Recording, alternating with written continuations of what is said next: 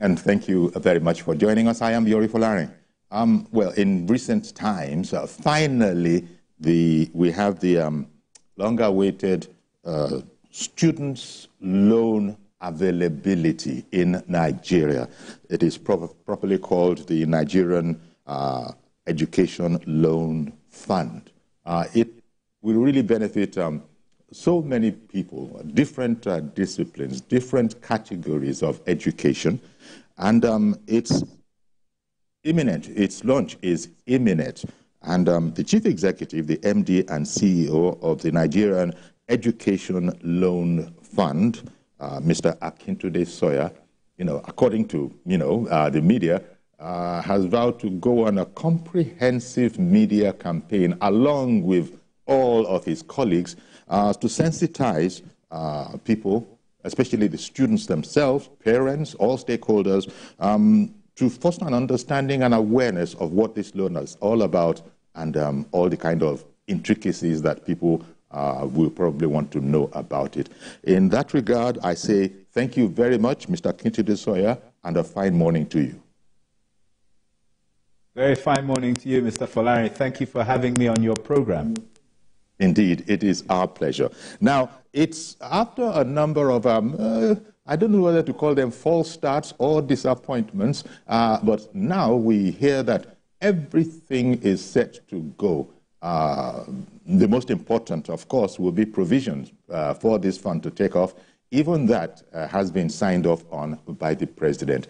Why don't you take us from the very beginning? How ready are we for this loan to take off? This loan scheme to take off?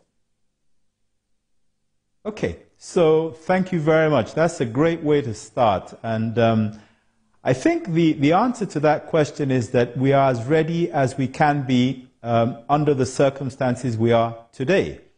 So, okay. This has a long history. Obviously, the original act was signed into law by the President on the 12th of June, 2023. That act in itself had a number of flaws, a number of deficiencies, which were not deliberate. I guess, the crafters of that particular law were in a hurry to get things done and perhaps, missed one or two things. But nevertheless, their intentions were pure, their intentions were good, and the President kindly obliged by appending his signature to the act that made it law on the 12th of June 2023. So there's been a manner of work that's been going on from then until round about April this year. So I say April this year because in between the President Bola Ahmed Tinubu, His Excellency, decided that it would be better for that law to be amended to make it more purposeful, more useful, more appropriate for the circumstances in which we find ourselves in trying to improve the education process in Nigeria and access to higher education, and decided to put an executive bill through to the National Assembly, just amending and correcting a number of things that might have become problematic later. On the 3rd of April, the new act was signed into law again by the President, as I said, following the executive bill that went to the National Assembly. That has managed to do and make a number of corrections, which can only augur well for those who are going to benefit from what is potentially a life-changing program for Nigeria. Indeed.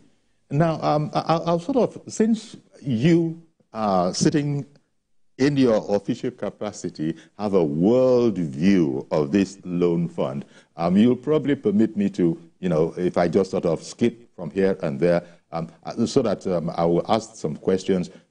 So let's start off with, who exactly is entitled to benefit from this Nigerian education loan scheme, loan fund, loan program?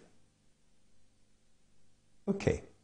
So thank you again. That's an important part of the sensitization that we're trying to do. First of all, in order to benefit from this, the applicant must be a Nigerian. So they must have an NIN, they must have a national identification number that demonstrates that they are bona fide Nigerian citizens. The second thing is for the tertiary academic side of this, i.e. those who are going to universities or wish to go to universities, polytechnics and colleges of education, they need to have a valid JAM number. That JAM number shows that they have made the necessary steps to apply properly, take the validation exams to be accepted into a tertiary institution as described. So a publicly owned, a state-owned, a government-owned university, polytechnic or college of education. So they will have a JAM number alongside their national identification number. And then because this is a loan, and a lot of this is about payback as well in the long term and some sort of visibility as to their means, there is a requirement for them to have a bank verification number which allows us to identify them as being financially included. Okay.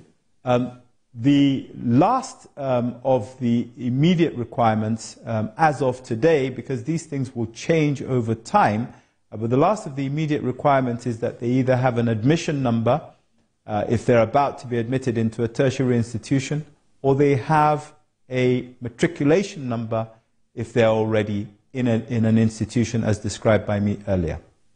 Okay. Now you did say, you did preface what you just said by saying that those who are concerned with the tertiary education aspect, how about the lower cadres, is that the way to see it? How about the secondary, the professional, all those other ones?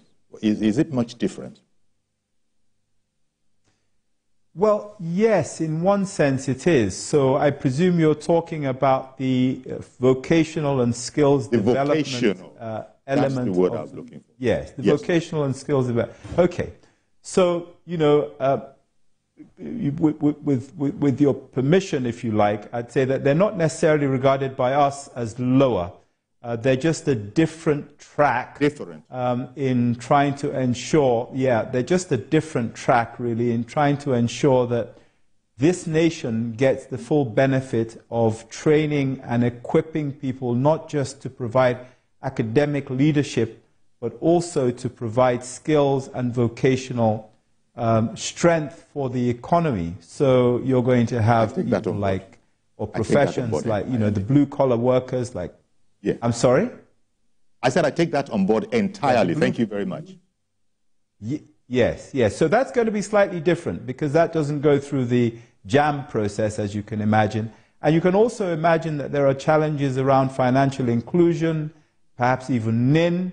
It's a much larger group of people who are not necessarily as literate or as included in terms of data capture as the tertiary education subset. So they're different, and our approach to eligibility for that will be different. If you recall, this is a part of the program that the President included only in the second act that I described that was signed on the 3rd of April. And we are not going to be launching that immediately. We're working hard to make sure that we can put the right structures in place for that to work as it should.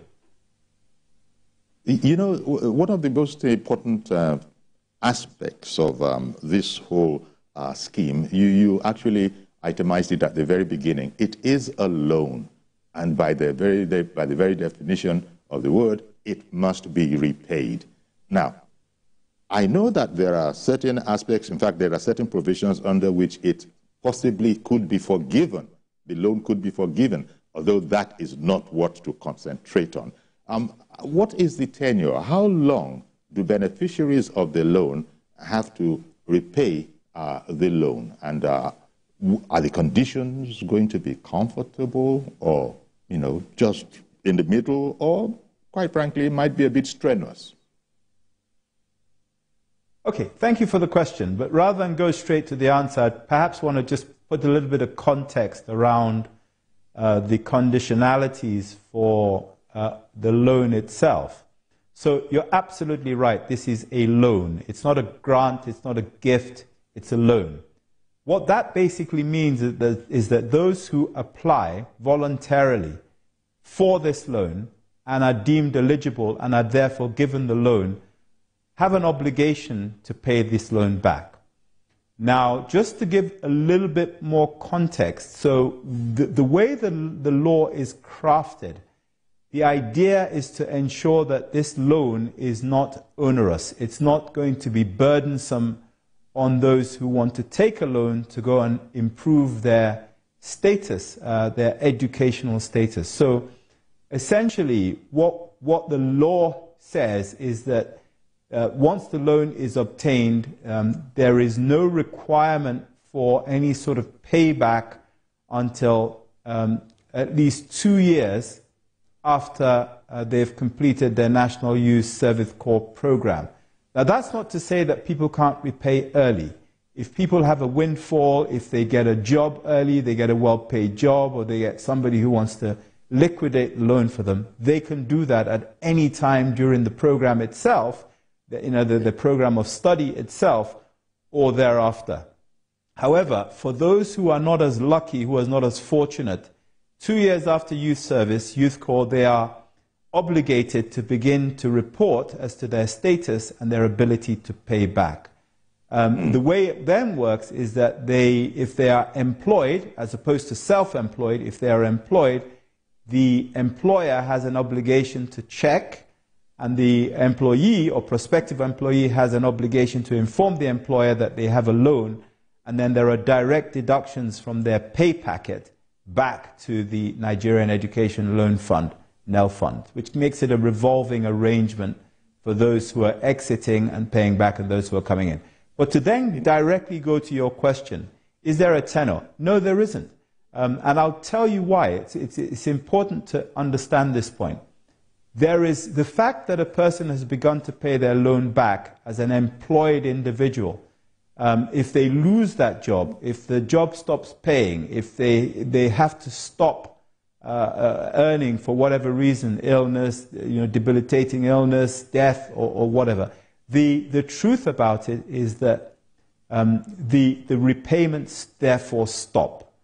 Now, the amounts that they're paying anyway are a percentage of their income, and people will earn different amounts of money, if you like, through their career. So there is no tenor to it at the moment. They will pay back on the basis that they have, and they have the ability to pay back. Of course, for those who are self-employed, they will have to make voluntary payments back to the fund, and one of the things that they will sign up to when they take the loan is that if they become self-employed, there will be declarations of their income, and they will, if they want to avoid a felony charge of sorts, will need to pay it back if they have it. Okay. Indeed, Over time, the other question. Yeah, the other question I was going to ask was embedded in the end of your last sentence, felony charges. If, for whatever reason, you willfully or carelessly do not pay back for whatever reason, I just wanted to know what kind of a view the fund would take of such an instance. And I think you've indicated it. Felony charges could come into the issue. Although we're just saying that for the sake of completeness, one just hopes that it doesn't go there, and that the main aim of the fund, which is to benefit a lot of Nigerians who otherwise might not have been able to, further their education, will be sort of captured, so to speak. Now, the other thing, any age limits? Because we often hear of, sometimes, maybe not often, you sometimes hear of, some people who are much older but are still interested in education. Can they take advantage? You have very senior students, maybe students in their 50s, 60s, some even 70s. Any kind of what are the age recommendations for being able to access this fund? Okay. Thank you. Again, another great question, question around age. I'm just going to make a quick note of that, because I want to just go back to the issue around the obligation to repay the loan. So, as I said, this is designed to be as non-onerous as possible. There is absolutely no encouragement on the side of the law for people to be criminalized if they can't pay back. There are really only two key points where if repayments are not made could cause a problem. One is for the employer, because the employer has an obligation to make deductions and pay back. Otherwise, the company or individuals within it could be liable to being charged with offenses if they employ someone who has a loan and they're not making the repayments. The other side are those who are self-employed. Those in the middle, who are largely the biggest group of employed people, will not be criminalized if they are working for a company or an organization, getting a salary, a wage. It is not up to them to make the payments back to the fund. It is up to the employer to make the payments back to the fund. So there's really little or no chance that an employed person who is not having their remittances made on their behalf would get into any sort of trouble. So I just wanted to make that clear. The only other place where it could be an issue is if in the process of applying for the loan, the individual tells a falsehood or makes a false declaration, then clearly that would be obtaining funds under false pretenses, and that in itself is an offence in any area of the economy, if you like, or the polity. Mm. So, going to the age limit, yes, again, you're right. There are people who perhaps are older, of the older generation, who want to obtain this loan. I think this program, I should tell you, is largely directed at the youth for a couple of reasons. First of all, we have 35% or so youth unemployment in Nigeria. We need to improve that position quite drastically using this access to education law that the President Bola Ahmed Tinubu has brought into play for Nigerians. We are actually looking to help as many young people who have the desire, the capacity, and are eligible to apply for this loan. This is targeted at them. It is for first degrees in the first instance, if you like. We're not looking to fund master's programs or PhD programs. This is really targeted at the young.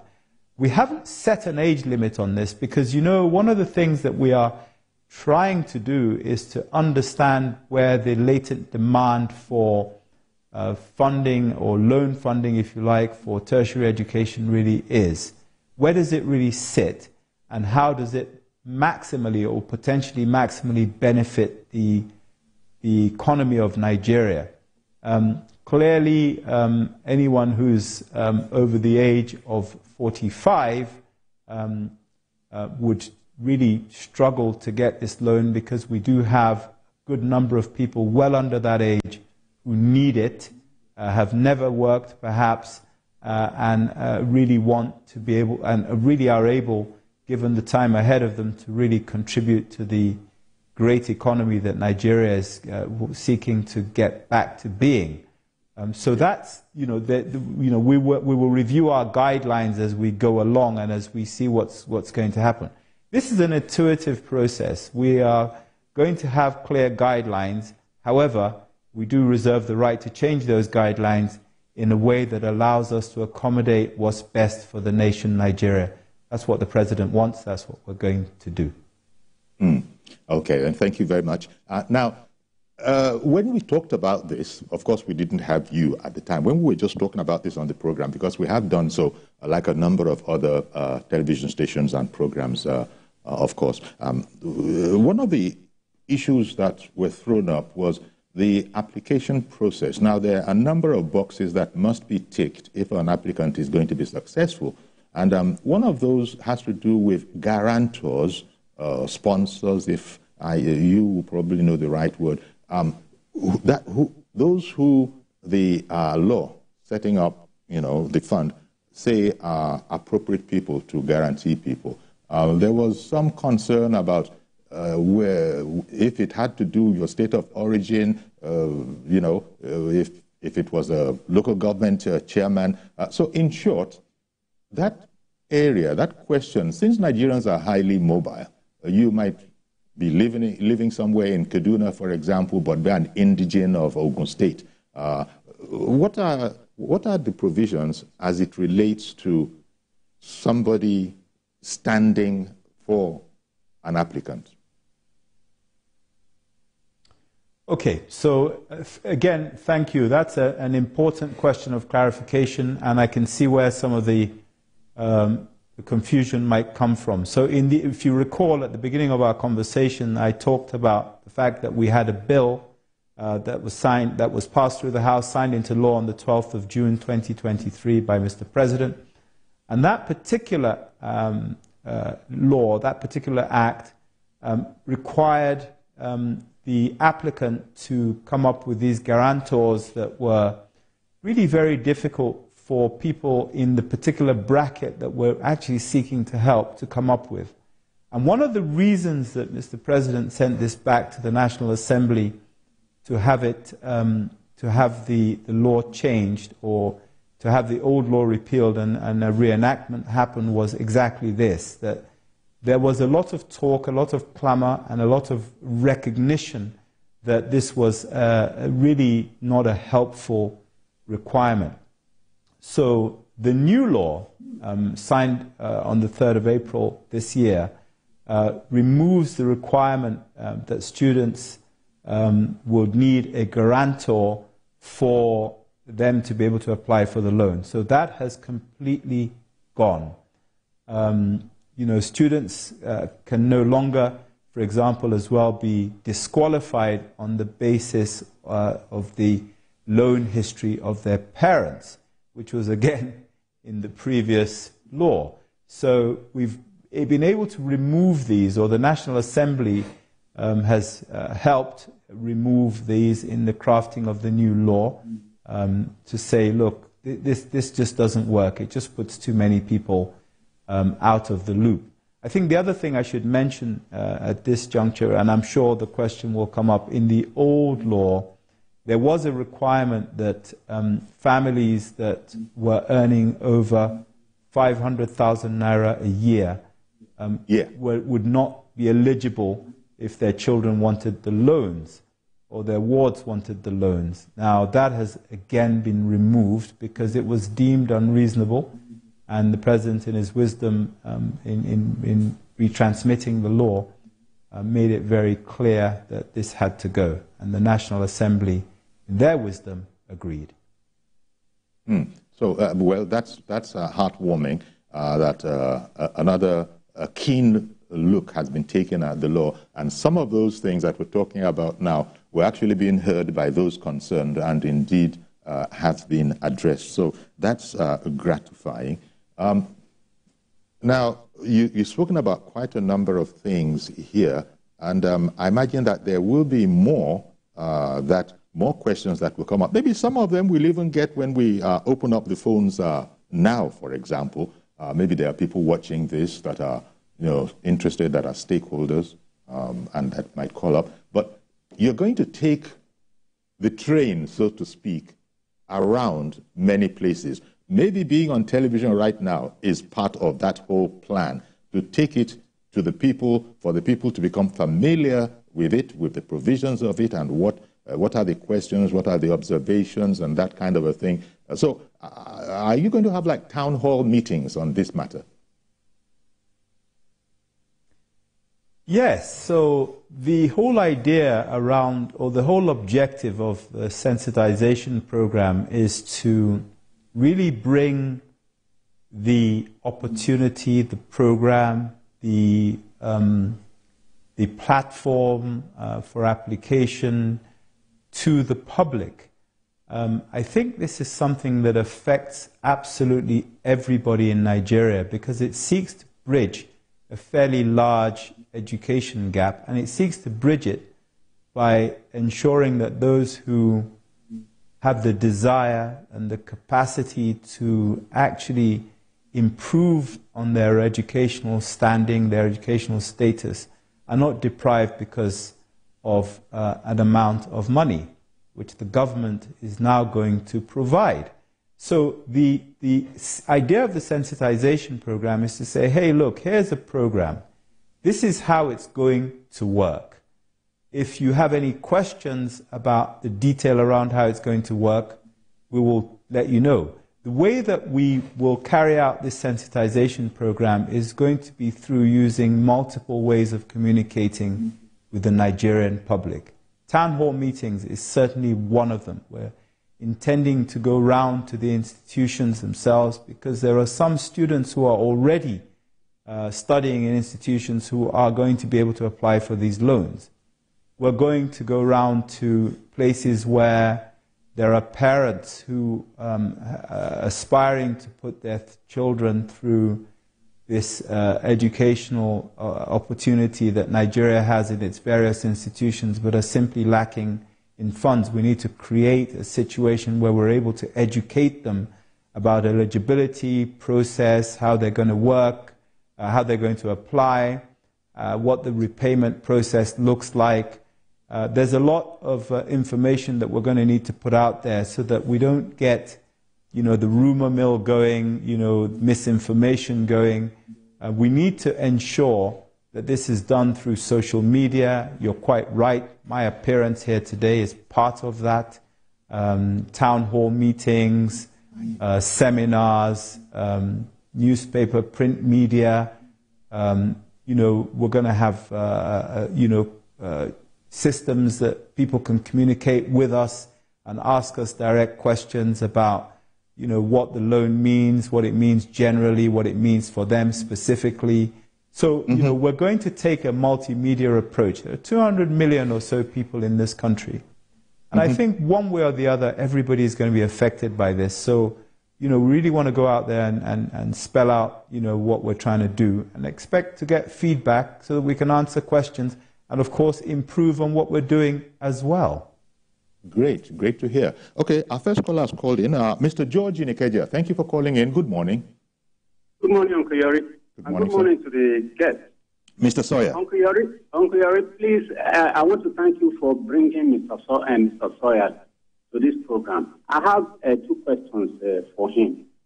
The first one has to do with political influence on selection of candidates. Okay. The politicians that we know in our country always want to influence programs like this for members of their constituencies.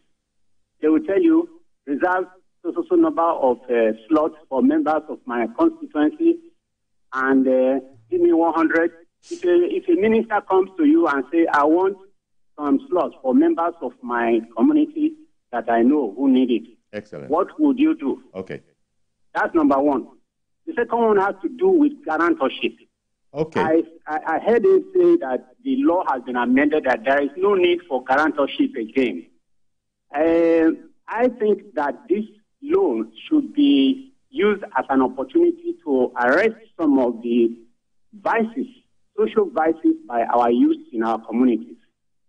You don't have to go and get a guarantor from your local government because you can be living in Lagos or you are from Borno State. But in the community you live in Lagos, whoever is the leader of that community should know you. You should go to that person and get guarantorship. What will it do for this society? All right, then.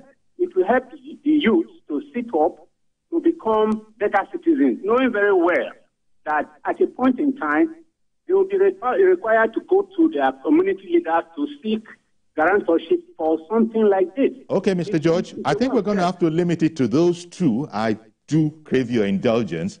Thank you very much for calling in on this, Mr. George. Okay, Mr. Sawyer. George, for two very, very good questions, and I think they're very fair questions. The first thing I'm going to say, Mr. George, is that politicians all over the world have an obligation to their constituents, to those who vote them in, to try to get the best deal for them. That is the job of a politician anywhere in the world, and I don't think we should disparage that.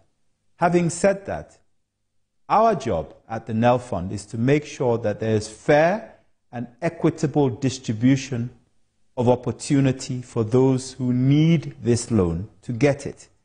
Therefore, we are not going to be influenced by anybody, politicians or anybody for that matter, to direct these loans unfairly in one particular direction. And I can tell you that one of the things that we're doing to try to address that is to use technology. So the application process is entirely technology driven. You go into a portal, you apply for the loan through that portal, having put in all the requirements, the eligibility requirements into that portal, and those eligibility requirements, NIN, BVN, matric number, admission number, JAM number, are verified without any human interface.